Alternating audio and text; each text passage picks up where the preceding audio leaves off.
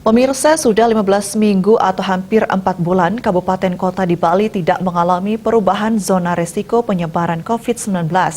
Data terbaru per 2 Januari 2022 yang dilansir Rabu 5 Januari 2022, seluruh kabupaten kota di Bali berada di zona kuning atau risiko penyebaran rendah. 9 kabupaten kota mengawali tahun 2022 dengan status ini, yakni Jembrana, Tabanan, Badung, Gianyar, Bangli, Klungkung, Karangasem, Buleleng, dan Denpasar. Sementara itu, secara nasional zona risiko tidak ada perubahan. Sebanyak 106 kabupaten kota ada di zona hijau atau tak ada tambahan kasus atau 20,62%, sama dengan seminggu sebelumnya. Sisanya sebanyak 408 ada di zona kuning atau 79,38%.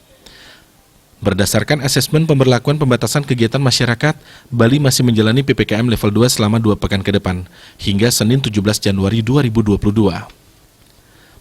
Berdasarkan data Satgas Penanganan COVID-19 Bali, terjadi tren penurunan kasus selama sepekan terakhir ini, bila dibandingkan seminggu sebelumnya yang totalnya 25 orang atau rata-rata kasus harian ini mencapai 3,57 kasus. Dari data mingguan, tambahan kasus Bali sebanyak 18 kasus, yaitu dari 114.375 kasus pada 27 Desember 2021 menjadi 114.393 kasus di 2 Januari 2022. Jika dirata-ratakan terjadi penambahan sebanyak 2,57 kasus dalam sehari, untuk kasus sembuh, tambahannya mengalami penurunan dibandingkan seminggu sebelumnya yang mencapai 40 orang.